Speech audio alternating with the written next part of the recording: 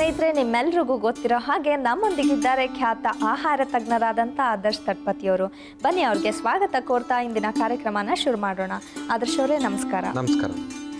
ಈ ಕಾಲು ಊತದ ಸಮಸ್ಯೆ ಹೇಗೆ ಉಂಟಾಗುತ್ತೆ, ಇದು ಬರೋದಕ್ಕೆ ಕಾರಣಗಳು, ಹಾಗೆ ಇದು ಬಂದ ಮೇಲೆ ಯಾವ ರೀತಿ ಒಂದು ಕ್ರಮಗಳನ್ನ ನಾವು ಅನುಸರಿಸಬೇಕು, ಇದ್ರ ಬಗ್ಗೆ ಹೇಳ್ತೀರಾ? ಹೇಳ್ತೀನಮ್ಮ. ಈಗ ಈ ಒಂದು ಬ್ಲಡ್ ಪ್ರೆಷರ್ ಮತ್ತು ಆಲ್ಬ್ಯೂಮಿನ್ ಲೆವೆಲ್ ಹೆಚ್ಚಾದಾಗ ಈ ಒಂದು ತೊಂದರೆ ಕಂಡುಕೊಳ್ಳುತ್ತೆ ನಮ್ಮ ಇದರಲ್ಲಿ ದೇಹದಲ್ಲಿ. ಮತ್ತು ಯೂರಿನನ್ನು ನಾವು ಪಾಸ್ ಮಾಡಲಿಲ್ಲ ಅಂತಂದರೆ, ಅಂದರೆ ಮೂತ್ರ ವಿಸರ್ಜನೆ ಸರಿಯಾಗಿ ಆಗಲಿಲ್ಲ ಅಂದರೆ ಕೂಡ ಈ ಒಂದು ತೊಂದರೆ ಆಗುತ್ತೆ. ಕೆಲವರು ಎಲೋಪೆಥಿಗೆ ಹೋದಾಗ ಲ್ಯಾಸಿಕ್ಸ್ ಅಂಥೇಳಿ ಈ ಟೈಪ್ ಎಲ್ಲ ಟ್ಯಾಬ್ಲೆಟ್ಸ್ಗಳನ್ನು ಕೊಡ್ತಾರೆ. ಲ್ಯಾಸಿಕ್ಸ್ ಬೇಸಿಕಲಿ ಅದು ಏನು ಮಾಡುತ್ತೆ ಅಂತಂದರೆ ಯೂರಿನನ್ನು ಹೊರಗೆ ಹಾಕುತ್ತೆ.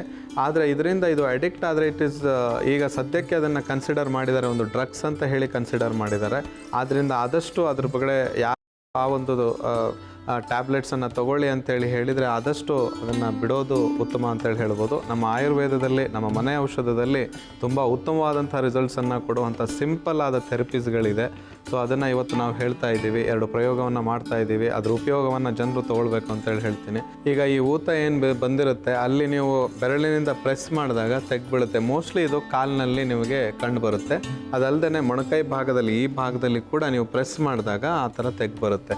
ಸೊ ಇದು ಬರೋದ್ರಿಂದ ಏನು ಅಂತಂದರೆ ಮನುಷ್ಯನ ಬಾಡಿಯಲ್ಲಿ ಆಲ್ಬ್ಯೂಮಿನ್ ಲೆವೆಲ್ ಹೆಚ್ಚಾಗಿದೆ ಅಂತ ಹೇಳಿ. ಆಲ್ಬ್ಯೂಮಿನ್ ಲೆವೆಲ್ ಹೆಚ್ಚಾದಾಗ ಮೊದಲಿಗೆ ನೀವು BP-ಯನ್ನು ಕಂಟ್ರೋಲ್ ಮಾಡ್ಕೊಳ್ಬೇಕಾಗತ್ತೆ, ನಿಮಗೆ ಹೈಪರ್ ಟೆನ್ಷನ್ಸ್ ಇದ್ದರೆ. ಮತ್ತು ಹೆಚ್ಚು ಆಯಾಸ ಪಡುವಂಥ ಕೆಲಸ ಕಾರ್ಯಗಳನ್ನು ಮಾಡಿದಾಗ, ಅದಲ್ಲದೆ ಹೆಚ್ಚು ದೇಹದ ತೂಕ ಹೆಚ್ಚಿರುವಾಗ ಈ ಒಂದು ತೊಂದರೆ ಉದ್ಭವಿಸುತ್ತೆ. ಅದಲ್ಲದೆ ಹೆಚ್ಚು ಒಂದೇ ಕಡೆ ನೀವು ಕೂತ್ಕೊಂಡು ಕೆಲಸ ಮಾಡಿದಾಗ ಈ ಒಂದು ತೊಂದರೆ ಹೆಚ್ಚಾಗಿ ಕಂಡುಬರುತ್ತೆ. ಮತ್ತು ಅದಲ್ಲದೆ ನಾವು ಈ ವಾಕ್ ಮಾಡೋದು ಅಥವಾ ಯಾವುದೋ ಒಂದು ವ್ಯಾಯಾಮವನ್ನು ಶುರು ಹಚ್ಕೊಂಡಿರ್ತೀವಿ, ಅದನ್ನು ಮಧ್ಯದಲ್ಲೇ ಒಂದೇ ಸರಿ ಬಿಟ್ಬಿಡೋದು, ಈ ಥರ ತೊಂದರೆಗಳು ಮಾಡಿದಾಗ ಈ ಒಂದು ಮುಖ್ಯವಾದಂಥ ಈ ಕಾಲಿನ ಲೆಗ್ ಸ್ವೆಲ್ಲಿಂಗ್ ಅಥವಾ ಕಾಲಿನ ಬಾವು ಅಂತ ನಾವೇನು ಹೇಳ್ತೀವಿ ಅದು ಕಂಡುಬರುತ್ತೆ.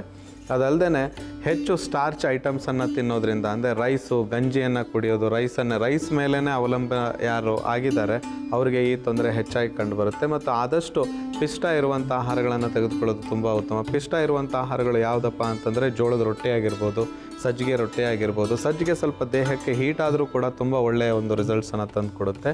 ಮತ್ತು ಅದಲ್ಲದೆ ಆದಷ್ಟು ಭಾಳ ಬೇಗ ಡೈಜೆಸ್ಟ್ ಆಗುವಂಥ ಆಹಾರಗಳನ್ನು ತೆಗೆದುಕೊಳ್ಬೇಕು. ಬದನೆಕಾಯಿಯ ಸೇವನೆ, ಕ್ಯಾಬೇಜ್ ಸೇವನೆ ಮತ್ತು ಕಾಲಿಫ್ಲವರ್ ಸೇವನೆಯನ್ನು ಬಿಡಬೇಕಾಗತ್ತೆ. ನುಗ್ಗೆಕಾಯಿ ತುಂಬ ಒಳ್ಳೆಯದು.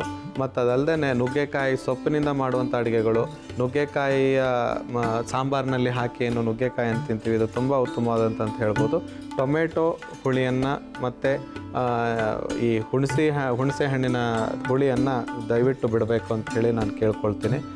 ಇಷ್ಟು ನೀವು ಮಾಡ್ಕೊಂಡು ಬಂದು ನೆಕ್ಸ್ಟ್ ಇದಕ್ಕೆ ತುಂಬ ಉತ್ತಮವಾದಂಥ ರಿಸಲ್ಟ್ಸ್ ತಂದು ಕೊಡೋದು ಅಂತಂದರೆ ಬಾರ್ಲಿ ಅಕ್ಕಿಯ ನೀರನ್ನು ನಾವು ಕುದಿಸಿ ಕುಡಿದ್ರೆ ಆಲ್ಬ್ಯೂಮಿನ್ ಲೆವೆಲನ್ನು ಆದಷ್ಟು ಬೇಗ ಹೊರ ಹಾಕುತ್ತೆ. ಮತ್ತು ಇದೇನು ಕಾಲು ಸ್ವೆಲ್ಲಿಂಗ್ ಇರುತ್ತೆ ಇದು ಹೊರಟೋಗುತ್ತೆ. ಮತ್ತು ಆದಷ್ಟು ನಿಮ್ಮ ಆಹಾರದಲ್ಲಿ ಪುದೀನ ಸೊಪ್ಪು ಮತ್ತು ಕೊತ್ತಂಬರಿ ಸೊಪ್ಪನ್ನು ಹೆಚ್ಚು ಬಳಸೋದು, ಈರುಳ್ಳಿಯನ್ನು ಹೆಚ್ಚು ಬಳಸೋದು ಮತ್ತು ಬೆಳ್ಳುಳ್ಳಿಯನ್ನು ಹೆಚ್ಚು ಬಳಸೋದು, ಇವನ್ನು ಹೆಚ್ಚು ಬಳಸೋದ್ರಿಂದ ಈ ಒಂದು ತೊಂದರೆಯಿಂದ ನೀವು ಹೊರಗೆ ಬರ್ಬೋದು ಅಂತ ಹೇಳ್ಬೋದು. ಇದಕ್ಕೆ ಉತ್ತಮವಾದಂಥ ರಿಸಲ್ಟ್ಸ್ ಇನ್ನೊಂದು ಏನು ತಂದು ಕೊಡುತ್ತೆ ಅಂತಂದರೆ, ಈ ಒಂದು ಅಕ್ಕಿ ಏನಿದೆ, ಅಕ್ಕಿಯಲ್ಲಿ ಅಕ್ಕಿ ಗಂಜಿಯನ್ನು ನೀವೇನು ಮಾಡ್ತೀರಿ ಅದನ್ನು ಸಂಪೂರ್ಣವಾಗಿ ಬಿಡಬೇಕಾಗತ್ತೆ. ಮತ್ತು ಮಜ್ಜಿಗೆಯಲ್ಲಿ ಆ ಒಂದು ಕರಿಬೇವು ಸೊಪ್ಪು ನಾವೇನು ಹೇಳ್ತೀವಿ, ಕರಿಬೇವು ಸೊಪ್ಪನ್ನು ಅದನ್ನು ಪೇಸ್ಟ್ ಮಾಡಿ ಮಜ್ಜಿಗೆಯಲ್ಲಿ ಹಾಕಿ ಕುಡಿಯೋದ್ರಿಂದ ಕೂಡ ತುಂಬ ಉತ್ತಮವಾದಂಥ ರಿಸಲ್ಟ್ಸನ್ನು ನೀವು ಪಡಿಬೋದು. ಮತ್ತು ನಿಮ್ಮ ಆಹಾರದಲ್ಲಿ ಹಿಂಗನ್ನು ಯೂಸ್ ಮಾಡೋದು ಮರೆಯೋಕ್ಕೆ ಹೋಗಬೇಡಿ. ಇಷ್ಟು ಮಾಡ್ತಾ ಬನ್ನಿ, ನಿಮಗೆ ತುಂಬ ಉತ್ತಮವಾದಂಥ ರಿಸಲ್ಟ್ಸ್ ಬರುತ್ತೆ. ಮತ್ತು ಕಾಲಿನ ಊತ ಇದ್ದರೆ, ಹೆಚ್ಚು ಜಾಸ್ತಿ ಇದ್ದರೆ ಸ್ವಲ್ಪ ದೇಹದ ತೂಕವನ್ನು ನೀವು ಕಡಿಮೆ ಮಾಡ್ಕೊಳ್ಬೇಕಾಗತ್ತೆ. ನಿಮ್ಮ ಹೈಟಿಗೆ ತಕ್ಕಷ್ಟು ನಿಮ್ಮ ದೇಹದ ತೂಕ ಇರಬೇಕು. ಅದೊಂದು ಧ್ಯಾನದಲ್ಲಿಟ್ಕೊಂಡು ನೀವು ನಿಮ್ಮ ಈ ತೊಂದರೆಯಿಂದ ಹೊರಗೆ ಬರ್ಬೋದು ಅಂತೇಳಿ ಹೇಳ್ಬೋದು. ಸ್ನೇಹಿತರೆ, ಈ ಕಾಲಿನ ಊತ ಹೇಗೆ ಬರುತ್ತೆ, ಹಾಗೆ ಈ ಸಮಸ್ಯೆ ಬಂದಾಗ ಯಾವ ರೀತಿ ಅದನ್ನು ತಡೆಗಟ್ಬೋದು, ನಿಯಂತ್ರಿಸ್ಬೋದು, ಇದ್ರ ಬಗ್ಗೆ ಮಾಹಿತಿಯನ್ನು ಪಡ್ಕೊಂಡಿದ್ದೀವಿ. ಬನ್ನಿ ಈಗ ಇದೇ ಸಮಸ್ಯೆಗೆ ಮನೆಯಲ್ಲೇ ಸುಲಭವಾಗಿ ತಯಾರಿಸ್ಬೋದಾದಂಥ ಮನೆ ಔಷಧಗಳನ್ನ ಆಗಿರುವಂಥ ಪದಾರ್ಥಗಳು ಏನಂತ ಹೇಳಿ ನೋಟ್ ಮಾಡ್ಕೊಳ್ಳಿ. ಬಾರ್ಲಿ ಅಕ್ಕಿ, ಹಸಿ ಶುಂಠಿ, ಈರುಳ್ಳಿ ಪೇಸ್ಟ್ ಮತ್ತು ಓಂಕಾಳು. ಮೊದಲಿಗೆ ಒಂದು ಪಾತ್ರೆಯಲ್ಲಿ 1 ಗ್ಲಾಸ್ನಷ್ಟು ನೀರನ್ನು ಹಾಕಿ ಅದಕ್ಕೆ ಬಾರ್ಲಿ ಅಕ್ಕಿಯನ್ನು ಹಾಕಿ ಕುದಿಸ್ಬೇಕು.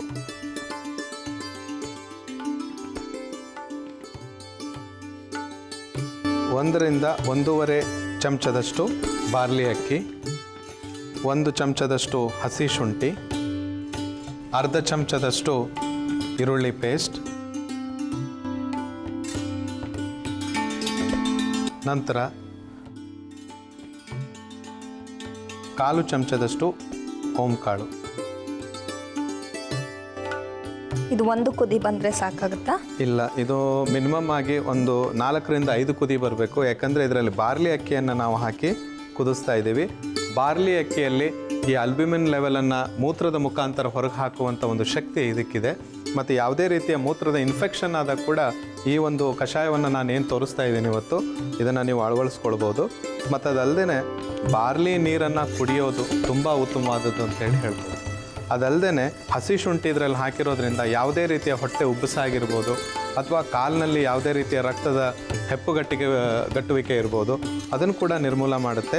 ಈ ಓಂಕಾಳು ಮತ್ತು ಈ ಈರುಳ್ಳಿ ಪೇಸ್ಟ್ ಕೂಡ ಜೀರ್ಣಕ್ಕೆ ತುಂಬ ಉತ್ತಮವಾದಂಥ ಒಂದು ರೀತಿಯಲ್ಲಿ ಕೆಲಸ ಮಾಡುತ್ತೆ.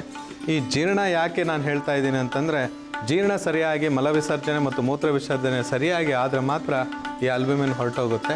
ಮತ್ತು ಅದಲ್ಲದೆ ಮುಖ್ಯವಾಗಿ ದೇಹದ ತೂಕವನ್ನು ಕೂಡ ಕಡಿಮೆ ಮಾಡುವಂಥ ಶಕ್ತಿ ಈ ಓಂಕಾಳು ಮತ್ತು ಈರುಳ್ಳಿಯಲ್ಲಿದೆ. ಅದ್ರ ಜೊತೆಗೆ ಈ ಬಾರ್ಲಿ ನೀರಂತೂ ತುಂಬ ಉತ್ತಮವಾದಂಥ ಫಲಿತಾಂಶವನ್ನು ತಂದುಕೊಡುತ್ತೆ. ಈಗ ನೀವು ಬಾರ್ಲಿ ನೀರು ಅಂತ ಹೇಳಿದ್ರಿ, ಅದು ಬರೀ ನೀರನ್ನು ಮಾತ್ರ ಸೇವಿಸಬೇಕಾಗುತ್ತಾ? ಅದ್ರ ಜೊತೆ ಇರುವ ಬಾರ್ಲಿಯನ್ನು ಕೂಡ ನಾವು ಇಲ್ಲ, ಬರೀ ನೀರು ಮಾತ್ರ. ಅದರಲ್ಲಿರುವಂಥ ಸತ್ವಗಳು ಈ ನೀರಿನಲ್ಲಿ ಬರುತ್ತೆ. ಅದನ್ನು ನಾವು ಸೋಸ್ಕೊಂಡ್ಬಿಟ್ಟು ಆ ನೀರನ್ನು ಮಾತ್ರ ನಾವು ಸೇವಿಸಬೇಕಾಗತ್ತೆ. ಮತ್ತು ಈ ನೀರನ್ನು ನೀವು ದಿವಸಕ್ಕೆ 2 ಬಾರಿ, ಬೆಳಿಗ್ಗೆ ಎದ್ದ ನಂತರ ಮತ್ತು ರಾತ್ರಿ ಮಲಗೋಕ್ಕಿಂತ ಮುಂಚಿತವಾಗಿ ಇದನ್ನು ತೆಗೆದುಕೊಳ್ಬೇಕಾಗತ್ತೆ. ಮತ್ತು ಅದಲ್ಲದೆ ಇದನ್ನು ಆದಷ್ಟು 1 ಗ್ಲಾಸ್ನಷ್ಟು, ಮಿನಿಮಮ್ 1 ಗ್ಲಾಸ್ನಷ್ಟು ನೀವು ತೆಗೆದುಕೊಳ್ಳೋದು ತುಂಬ ಉತ್ತಮವಾದಂಥ ಫಲಿತಾಂಶವನ್ನು ತಂದುಕೊಡುತ್ತೆ. ಈ ನೀರನ್ನು ಕುಡಿದ ನಂತರ ನಿಮಗೆ ಮೂತ್ರ ವಿಸರ್ಜನೆ ಆಗುತ್ತೆ. ಮತ್ತು ಅದರಲ್ಲಿ ಯೆಲ್ಲೋ ಕಲರ್ ಏನಾದ್ರು ನಿಮಗೆ ಹೆಚ್ಚು ಡಾರ್ಕ್ ಅಂತ ಹೇಳಿ ಕಂಡು ಬಂತು ಅಂದರೆ ಹೆದರ್ಲಿಕ್ಕೆ ಹೋಗೋದು ಬೇಡ. ಮತ್ತು ಅದನ್ನು ಕಂಟಿನ್ಯೂಸ್ ಆಗಿ ನೀವು ಬಾರ್ಲಿ ನೀರನ್ನು ತಗೊಳ್ತಾ ಬಂದರೆ ಇದು ನಾರ್ಮಲ್ ಆಗುತ್ತೆ. ಕೆಲವರಿಗೆ ಪ್ರೋಟೀನ್ ರಿಲೀಸ್ ಆಗುತ್ತೆ. ಯೂರಿನಲ್ಲಿ ಪ್ರೋಟೀನ್ ರಿಲೀಸ್ ಆದಾಗ ನೊರೆ ಆದಂಥ ಮೂತ್ರ ವಿಸರ್ಜನೆ ಆಗುತ್ತೆ. ಅದಕ್ಕೂ ಕೂಡ ಇದು ರಾಮಬಾಣ ಅಂತೇಳಿ ಹೇಳ್ಬೋದು. ಅಂಥ ಒಂದು ಉಪಯುಕ್ತವಾದಂಥ ಒಂದು ಇದು ಮನೆ ಔಷಧಿ ಆಗಿದೆ, ಕಷಾಯ ಆಗಿದೆ. ಮತ್ತು ಅದಲ್ಲದೆ ಬಾವು ಏನು ಕಾಲಿಗೆ ಬಂದಿರುತ್ತೆ ಸಂಪೂರ್ಣವಾಗಿ ಹೊರಟೋಗುತ್ತೆ. ಇದನ್ನು ಕಂಟಿನ್ಯೂಸ್ ಆಗಿ 3ರಿಂದ 4 ದಿವಸ ನೀವು ತೆಗೆದುಕೊಂಡ್ರೆ ಉತ್ತಮ ಫಲಿತಾಂಶವನ್ನು ಪಡ್ಕೊಳ್ಬೋದು. ವೀಕ್ಷಕರೇ ಬನ್ನಿ, ಈಗ ಇದು ಸಿದ್ಧವಾಗ್ತಾ ಇದೆ. ಇದು ಆಲ್ರೆಡಿ ಆಗಿದೆ. ಇದನ್ನು ನಾವೀಗ ಫಿಲ್ಟರ್ ಮಾಡ್ಕೊಳ್ಳೋಣ, ಸೋಸ್ಕೊಳ್ಳೋಣ.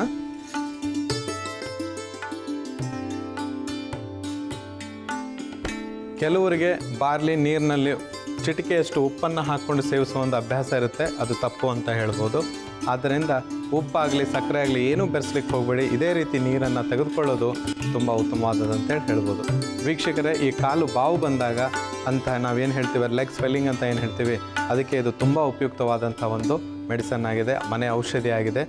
ಇದಕ್ಕೆ ನಾವು ಓಂಕಾಳು, ಬಾರ್ಲಿ ಅಕ್ಕಿ, ಹಸಿ ಶುಂಠಿ ಹಾಗೂ ಈರುಳ್ಳಿಯ ಪೇಸ್ಟನ್ನು ಯೂಸ್ ಮಾಡಿ ಇದರ ಕಷಾಯವನ್ನು ತಯಾರಿಸಿದ್ದೀವಿ.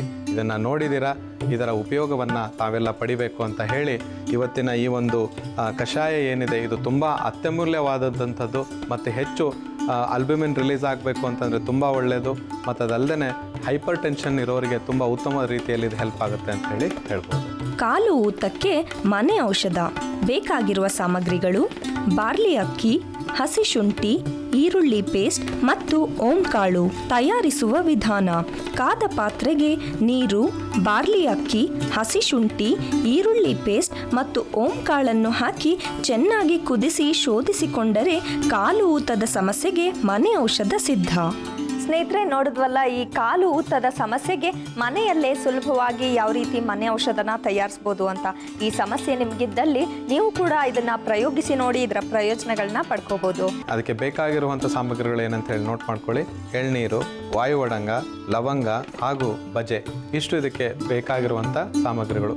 ವೀಕ್ಷಕರೇ, ಇದನ್ನು ಮಾಡೋದು ಹೇಗೆ ಅಂತೇಳಿ ತೋರಿಸ್ಕೊಡ್ತೀನಿ. ತುಂಬ ಸುಲಭವಾಗಿದೆ, ಸ್ವಲ್ಪ ಟೈಮ್ ತೊಗೊಳುತ್ತೆ. ಅದನ್ನು ಹೇಗೆ ಅಂತೇಳಿ ನೋಡೋಣ ಬನ್ನಿ. ಮೊದಲು ಕುಟಾಣಿಯನ್ನು ತೆಗೆದುಕೊಂಡು ಕಾಲು ಚಮಚದಷ್ಟು ಬಜೆಯನ್ನು ಹಾಕಬೇಕು. 3ರಿಂದ 4 ಲವಂಗ, ಅರ್ಧ ಚಮಚದಷ್ಟು ವಾಯುವಡಂಗ. ಈಗ ಇದನ್ನು ಚೆನ್ನಾಗಿ ಕುಟ್ಕೊಂಡು ಪುಡಿ ಮಾಡ್ಕೊಳ್ಬೇಕು.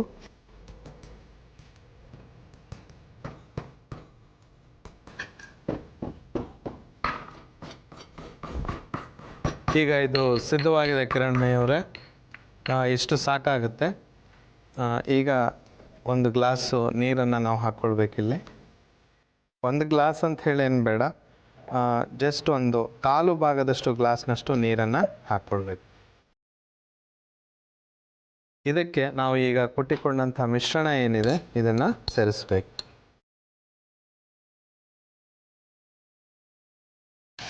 ಇದನ್ನು ಹೆಚ್ಚು ಉರಿಯಲ್ಲಿ ನಾವು ಕಡಿಮೆ ನೀರಿನಲ್ಲಿ ಒಂದು ಬಜೆ ಮತ್ತು ಲವಂಗ ವಾಯು ಒಡಂಗವನ್ನು ಹಾಕಿ ಇದನ್ನು ಬೇಯಿಸಬೇಕಾಗುತ್ತೆ.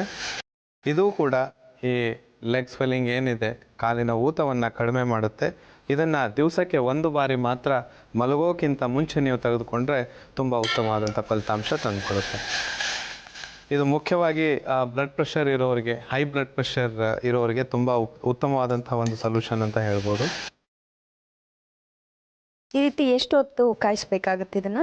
ಇದು ಬಹಳ ಕಡಿಮೆ ಸಮಯ, ಒಂದು 3 ರಿಂದ 4 ಟೀ ಸ್ಪೂನಷ್ಟು ನಮಗೆ ಸಿಕ್ಕರೆ ಸಾಕು. ಇದನ್ನು ನಾವು ಎಳ್ನೀರಿನಲ್ಲಿ ಮಿಕ್ಸ್ ಮಾಡಿಕೊಂಡು ಕುಡಿಬೇಕು.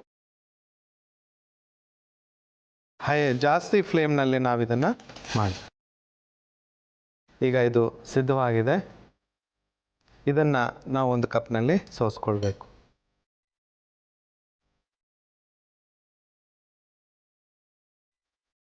ಹಾಗೆ ಆದರ್ಶ್ ಅವರೇ, ಇದರಲ್ಲಿ ವಾಯು ಒಡಂಗನ ನಾವು ಉಪಯೋಗಿಸ್ತಾ ಇದ್ದೀವಿ. ಇದರ ಪ್ರಯೋಜನ ಏನು, ಏನಕ್ಕಾಗಿ ಇದರಲ್ಲಿ ನಾವು ಉಪಯೋಗಿಸ್ತಾ ಇದ್ದೀವಿ? ವಾಯು ಒಡಂಗವನ್ನು ನಾವು ಯಾವಾಗ್ಲೂ ಯಾವುದೇ ಹೊಟ್ಟೆಯಲ್ಲಿ ಉಬ್ಬಸ ಬಂದಾಗ, ವಾಯು ಆದಾಗ ಅದನ್ನು ಯೂಸ್ ಮಾಡ್ತೀವಿ. ಅದಕ್ಕೋಸ್ಕರ ಅದ್ರ ಹೆಸರು ವಾಯು ಒಡಂಗ ಅಂತ ಹೇಳಿಟ್ಟಿದೆ. ಇಲ್ಲಾಂದರೆ ಅದಕ್ಕೆ ಒಡಂಗ ಅಂತ ಹೇಳ್ತಾರೆ. ಅದಕ್ಕೆ ವಾಯು ಒಡಂಗ ಅಂತ ಹೇಳೋದೇ ಆ ಒಂದು ಕಾರಣದಿಂದ. ಮತ್ತು ಅದಲ್ಲೇ ಲವಂಗ ಯಾವಾಗ್ಲೂ ಹಲ್ಲಿಗೆ ಒಳ್ಳೆಯದು, ಹೊಸಡಿಗೆ ಒಳ್ಳೆಯದು ಅಂತ ಹೇಳ್ತೀವಿ. ಆದರೆ ಈ ಕಾಲಿನ ಸ್ವೆಲ್ಲಿಂಗಿಗೆ ಕೂಡ ಆ ಎಣ್ಣೆ ನಮ್ಮ ದೇಹದಲ್ಲಿ ಹೋದಾಗ ಅದನ್ನು ಕಡಿಮೆ ಮಾಡುತ್ತೆ ಮತ್ತು ನೋವನ್ನು ಕಡಿಮೆ ಮಾಡುತ್ತೆ ಅದು. ಸೊ ಏನಾದ್ರು ಕಾಲಿನ ಲೆಗ್ಗಿನ ಸ್ವೆಲ್ಲಿಂಗ್ ಬಂದಾಗ ನೋವನ್ನು ಕಡಿಮೆ ಮಾಡೋದಕ್ಕೆ ಅದನ್ನು ಬೆರೆಸಿದ್ದೀವಿ. ಮತ್ತು ಅದಲ್ಲದೆ ಬಜೆಯನ್ನು ನಾವು ಕಂಪ್ಲೀಟಾಗಿ ಈ ಒಂದು ಸ್ವೆಲ್ಲಿಂಗನ್ನು ಸಂಪೂರ್ಣವಾಗಿ ಕಡಿಮೆ ಮಾಡೋದಕ್ಕೆ ಹೆಲ್ಪ್ ಮಾಡುತ್ತೆ ಅಂತ ಹೇಳ್ಬೋದು.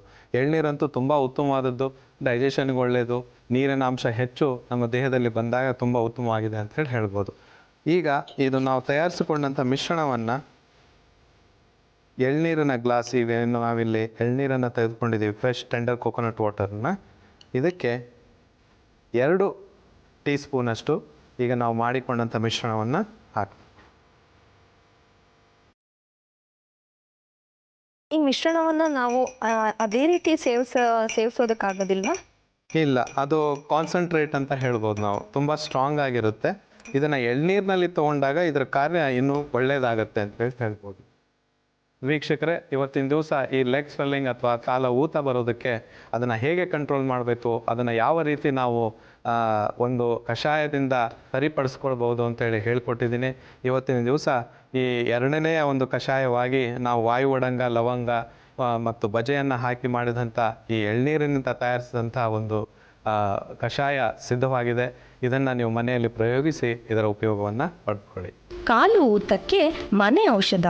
ಬೇಕಾಗಿರುವ ಸಾಮಗ್ರಿಗಳು: ಎಳನೀರು, ವಾಯು ಒಡಂಗ, ಲವಂಗ ಮತ್ತು ಬಜೆ. ತಯಾರಿಸುವ ವಿಧಾನ: ಮೊದಲು ಕುಟಾಣಿಗೆ ಬಜೆ, ಲವಂಗ, ವಾಯು ಒಡಂಗವನ್ನು ಹಾಕಿ ಚೆನ್ನಾಗಿ ಕುಟ್ಟಿಕೊಳ್ಳಿ. ನಂತರ ಕಾದ ಪಾತ್ರೆಗೆ ನೀರು ಮತ್ತು ಕುಟ್ಟಿದ ಮಿಶ್ರಣವನ್ನು ಹಾಕಿ ಚೆನ್ನಾಗಿ ಮಿಕ್ಸ್ ಮಾಡಿ ಶೋಧಿಸಿಕೊಂಡು ಎಳನೀರಿಗೆ ಬೆರೆಸಿದರೆ ಕಾಲು ಊತದ ಸಮಸ್ಯೆಗೆ ಮನೆ ಔಷಧ ಸಿದ್ಧ. ಸ್ನೇಹಿತರೆ, ಈ ಕಾಲು ಊತ ಆದಾಗ ಮತ್ತೊಂದು ಸರಳವಾದ ಮನೆ ಔಷಧ ಹೇಗೆ ತಯಾರಿಸ್ಬೋದು ಅಂತ ನೋಡಿದ್ವಿ. ಈಗ ನಿಮ್ಮ ಸಮಸ್ಯೆಗಳಿಗೆ ಸೂಕ್ತ ಸಲಹೆ, ಸಮಾಧಾನ ನೀಡಲಿದ್ದಾರೆ ಆದರ್ಶ್ ಅವರು. ಸ್ನೇಹಿತರೆ, ಬನ್ನಿ ನಮ್ಮ ಈ ಕಾರ್ಯಕ್ರಮಕ್ಕೆ ಇವತ್ತು ಯಾರೆಲ್ಲ ಪತ್ರಗಳನ್ನ ಕಳಿಸಿ ತಮ್ಮ ಸಮಸ್ಯೆಗಳನ್ನ ಹಂಚ್ಕೋತಾ ಇದ್ದಾರೆ, ಹಾಗೆ ಅವರಿಗೆ ಏನು ಪರಿಹಾರ ಸಿಗುತ್ತೆ ಅಂತ ನೋಡೋಣ. ಆದರ್ಶ್ ಅವರೇ, ನಮ್ಮ ಮೊದಲನೇ ಪತ್ರನ ಸ್ವಪ್ನ ಅನ್ನೋರು ಕಳಿಸಿದ್ದಾರೆ. ಇವ್ರು ಹೇಳ್ತಾರೆ, ನನ್ನ ಮಗಳಿಗೆ ಈಗ 13 ವರ್ಷ ವಯಸ್ಸು, ಇವಳಿಗೆ 2 ದಿನಗಳಿಂದ ಕೆಮ್ಮಿದೆ ಅಂತ ಡಾಕ್ಟರ್ ಬಳಿ ಹೋಗಿದ್ವಿ. ಎಕ್ಸ್ರೇ ಮಾಡಿಸಿದಾಗ ಎಡಭಾಗದ ಲಂಗ್ಸ್ನಲ್ಲಿ ಕಫ ಇದೆ ಅಂತ ಹೇಳಿ ಮಾತ್ರೆ ಬರೆದುಕೊಟ್ಟಿದ್ದಾರೆ. ಮಾತ್ರೆ ತಗೊಂಡ್ಮೇಲೆ 2 ದಿನದಲ್ಲಿ ಕೆಮ್ಮು ಇಲ್ಲ. ಆದರೆ ಸಮಸ್ಯೆ ಅಂದರೆ ಕಫ ಇದೆ, ಸಂಪೂರ್ಣವಾಗಿ ಅದು ಹೊರಬರಲು ಆಯುರ್ವೇದದಲ್ಲಿ ಏನಾದರೂ ಪರಿಹಾರ ಇದೆಯಾ ಅಂತ ಕೇಳ್ತಿದ್ದಾರೆ. ಇದೆ ಅಮ್ಮ, ಇದಕ್ಕೆ ಈಗ 13 ವರ್ಷದ ಮಗಳು ಅಂತ ಹೇಳಿ ಅವ್ರು ಬರೆದಿದ್ದಾರೆ. ಇಷ್ಟು ಬೇಗನೆ ಅವರು ಮೆಡಿಸನನ್ನು ಕೊಟ್ಟು ಅದನ್ನು ತೆಗೆಯುವಂಥ ಒಂದು ಏನು ಮೆಡಿಸನನ್ನು ಕೊಟ್ಟಿದ್ದಾರೆ ಅದು ಇಷ್ಟು ಬೇಗ ಬೇಡ ಅಂತ ಹೇಳಿ ನನ್ನ ಒಂದು ಅನಿಸಿಕೆ. ಆಯುರ್ವೇದದಲ್ಲಿ ಇದಕ್ಕೆ ಮೆಡಿಸನ್ ಇದೆ. ಇದಕ್ಕೆ ನೀವು ಕರಿಮೆಣಸಿನ ಕಾಳು ಒಂದು ಅರ್ಧ ಟೀ ಸ್ಪೂನಷ್ಟು ಮತ್ತು ಬೆಳ್ಳುಳ್ಳಿ ಒಂದು 5 ರಿಂದ 6 ಬೆಳ್ಳುಳ್ಳಿ ಎಸಳನ್ನು ಹಾಕಿ ಇದನ್ನು ಚೆನ್ನಾಗಿ ಜಜ್ಜಿಬಿಟ್ಟು ನಂತರ ಇದಕ್ಕೆ 1 ಟೀ ಸ್ಪೂನಷ್ಟು ಜೇನುತುಪ್ಪವನ್ನು ಹಾಕಿ ಇದನ್ನು ನೀವು ಡೈಲಿ ಕೊಡ್ತಾ ಬನ್ನಿ. ಡೈಲಿ 2 ಸಾರಿ, ರಾತ್ರಿ ಮಲಗೋಕ್ಕಿಂತ ಮುಂಚೆ ಮತ್ತು ಬೆಳಿಗ್ಗೆ ಹೊತ್ತಿನಲ್ಲಿ. ಸ್ವಲ್ಪ ಖಾರವಾಗಿರುತ್ತೆ, ಬಟ್ ಆದ್ರೂ ಇದರಿಂದ ತುಂಬ ಉತ್ತಮವಾದಂಥ ರಿಸಲ್ಟ್ಸ್ ಬರೋದ್ರಿಂದ ಮಗುವಿಗೆ ಇದನ್ನು ಕೊಡ್ತಾ ಬನ್ನಿ, ತುಂಬ ಒಳ್ಳೆ ರಿಸಲ್ಟ್ಸನ್ನು ನೀವು ಪಡೆದುಕೊಂಡು ಹುಷಾರಾಗ್ಬೋದು. ಸ್ವಪ್ನ ಅವರೇ, ನೀವು ಕೇಳಿದಂಥ ಸಮಸ್ಯೆಗೆ ಪರಿಹಾರ ಸಿಕ್ಕಿದೆ ಅಂತ ಭಾವಿಸ್ತೀವಿ. ಬನ್ನಿ ಸ್ನೇಹಿತರೆ, ನಮ್ಮ ಮುಂದಿನ ಪತ್ರನ ಯಾರು ಕಳಿಸಿದ್ದಾರೆ, ಅವ್ರದ್ದೇನು ಸಮಸ್ಯೆ ಅಂತ ನೋಡೋಣ. ದೀಪಾ ರಾಜಣ್ಣ ಅನ್ನೋರು ಪತ್ರ ಕಳಿಸಿದ್ದಾರೆ.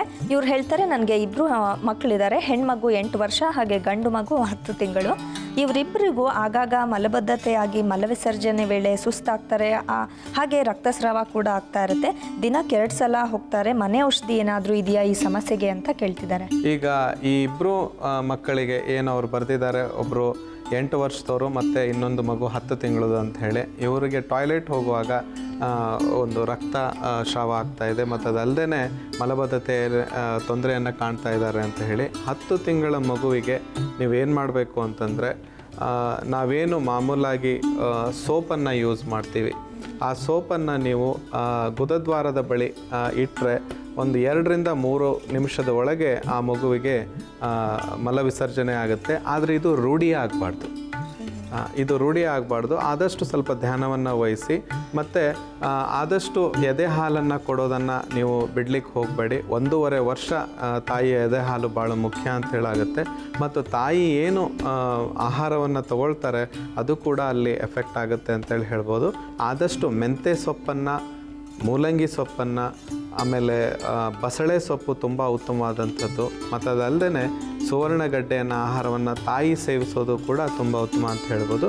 ಮತ್ತು ಇನ್ನೊಂದು ಅವ್ರು ಹೇಳಿದ್ದಾರೆ, 8 ವರ್ಷದ ಹೆಣ್ಣು ಮಗುವಿಗೆ ಕೂಡ ಇದೇ ಒಂದು ತೊಂದರೆ ಆಗ್ತಾ ಇದೆ ಅಂಥೇಳಿ.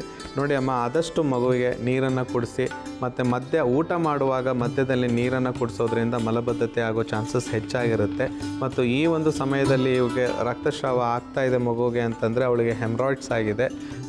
ಈ ಒಂದು ಸಮಸ್ಯೆಗೆ ಉತ್ತಮವಾದಂಥ ಪರಿಹಾರ ಏನು ಅಂತಂದರೆ, ಈ ಒಂದು ವಯಸ್ಸಿನಲ್ಲಿ ಅವಳಿಗೆ ತೊಂದರೆ ಆಗುತ್ತೆ. ಈ ಅಲೋವೆರಾವನ್ನು 1 ಟೀ ಸ್ಪೂನ್ನಲ್ಲಿ ಹಾಕಿ ಡೈಲಿ ಕೊಡಬೇಕಾಗತ್ತೆ. ಅದನ್ನು ಆ ಮಗು ಸ್ವೀಕರಿಸೋದು ತುಂಬ ಕಷ್ಟ ಆಗಿರೋದ್ರಿಂದ ಆದಷ್ಟು ಟ್ರೈ ಮಾಡಿ. ಅಲೋವೆರಾ ತಗೊಳ್ಳೋದ್ರಿಂದ ಈ ಒಂದು ತೊಂದರೆ ಹೋಗುತ್ತೆ ಹೆಣ್ಣು ಹುಡುಗಿಗೆ. ಮತ್ತೆ ಅಲೋವೆರಾವನ್ನು ಹಾಗೇ ಸೇವಿಸಬೇಕಾ ಅದನ್ನು, ಅಥವಾ ನೀರಲ್ಲಿ ಅಥವಾ ಹಾಲಲ್ಲಿ? ಇಲ್ಲ, ಹಾಗೇ ಸೇವಿಸಬೇಕಾಗತ್ತೆ. ಮತ್ತು ಆದಷ್ಟು ನೀವು ಮೊಸರು, ಮಜ್ಜಿಗೆ ಮಗುವಿಗೆ ಕೊಡೋವಂಥದ್ದು, ಮತ್ತು ಹೆಚ್ಚು ಚಪಾತಿ ಅನ್ನ ಕೊಡೋದು ಸ್ವಲ್ಪ ಕಡಿಮೆ ಮಾಡಬೇಕಾಗತ್ತೆ. ಯಾಕಂತಂದರೆ ಚಪಾತಿ ತುಂಬ ಬಾಡಿಗೆ ಹೀಟ್ ಆಗುತ್ತೆ. ಮತ್ತು ಪ್ರೋಟೀನಸ್ ಫುಡ್, ಫೈಬ್ರಸ್ ಫುಡ್, ನಾರಯುಕ್ತ ಮತ್ತು ಪ್ರೋಟೀನ್ ಇರುವಂಥ ಆಹಾರಗಳು ತುಂಬ ಉತ್ತಮವಾದಂಥದ್ದು. ಮಾಂಸಾಹಾರಿಗಳಾಗಿದ್ದರೆ ಸ್ವಲ್ಪ ಮಾಂಸವನ್ನು ಆ ಹುಡುಗಿ ಹೆಚ್ಚು ಇಷ್ಟಪಡ್ತಾ ಇದ್ದರೆ ನೀವು ಕಡಿಮೆ ಮಾಡಬೇಕಾಗತ್ತೆ. ಈ ರೀತಿಯ ಒಂದು ಆಹಾರವನ್ನು ಪರಿಪಾಲನೆ ಮಾಡ್ತಾ ಬಂದರೆ ಆ ಒಂದು ಸಮಸ್ಯೆಯಿಂದ ನೀವು ಹೊರಗಡೆ ಬರ್ಬೋದು. ದೀಪಾ ಅವರೇ, ನೀವು ಕೇಳಿದಂಥ ಸಮಸ್ಯೆಗೆ ಕೂಡ ಪರಿಹಾರ ದೊರೆತಿದೆ ಅಂತ ಭಾವಿಸ್ತೀವಿ. ವೀಕ್ಷಕರೇ, ನೀವು ಕೂಡ ನಿಮ್ಮ ಸಮಸ್ಯೆಗಳನ್ನ ಹಂಚ್ಕೋಬೋದು. ನಮ್ಮ ಈ ಕಾರ್ಯಕ್ರಮದಲ್ಲಿ ಇಮೇಲ್ಸ್ ಕಳಿಸ್ಬೋದು ಅಥವಾ ಪತ್ರಗಳನ್ನ ಕಳಿಸಿ ನಿಮ್ಮ ಸಮಸ್ಯೆಗಳನ್ನ ಹೇಳಿ ಮನೆಯಲ್ಲೇ ಕುಳಿತು ಅದಕ್ಕೆ ಆಯುರ್ವೇದದ ಪರಿಹಾರನ ಕಂಡುಕೊಳ್ಬೋದು. ಹಾಗೆ ಆದರ್ಶ್ ಅವರೇ, ಇಂದಿನ ಸಂಚಿಕೆಗೆ ಬಂದು ಈ ಕಾಲು ಊತದ ಸಮಸ್ಯೆ ಹೇಗೆ ಬರುತ್ತೆ, ಹಾಗೆ ಇದನ್ನು ತಡೆಗಟ್ಟೋದು ಹೇಗೆ, ಮತ್ತು ನಾವು ಏನೆಲ್ಲ ಕ್ರಮಗಳನ್ನ ಅನುಸರಿಸಬೇಕು ಅನ್ನೋದ್ರ ಬಗ್ಗೆ ತಿಳಿಸ್ಕೊಟ್ಟಿದ್ರೆ ತುಂಬ ಧನ್ಯವಾದಗಳು. ನಾಳಿನ ಸಂಚಿಕೆಯಲ್ಲಿ ಮತ್ತೆ ಭೇಟಿಯಾಗೋಣ, ಒಂದು ಹೊಸ ವಿಚಾರದ ಬಗ್ಗೆ ಚರ್ಚೆ ಮಾಡೋಣ. ಅಲ್ಲಿವರೆಗೂ ನಮಸ್ಕಾರ. ಸ್ನೇಹಿತರೆ, ಇಂದಿನ ಸಂಚಿಕೆಯಲ್ಲಿ ನಾವು ಈ ಕಾಲು ಊತದ ಸಮಸ್ಯೆಯ ಬಗ್ಗೆ ಸಾಕಷ್ಟು ಮಾಹಿತಿಯನ್ನು ಪಡ್ಕೊಂಡಿದ್ದೀವಿ. ಮನೆ ಔಷಧಗಳ ಬಗ್ಗೆ ಕೂಡ ತಿಳ್ಕೊಂಡಿದ್ದೀವಿ. ನಾಳಿನ ಸಂಚಿಕೆಯಲ್ಲಿ ಮತ್ತೆ ಭೇಟಿಯಾಗಿ ಒಂದು ಹೊಸ ವಿಚಾರದ ಕುರಿತು ಚರ್ಚೆ ಮಾಡೋಣ. ಅಲ್ಲಿವರೆಗೂ ನಮಸ್ಕಾರ.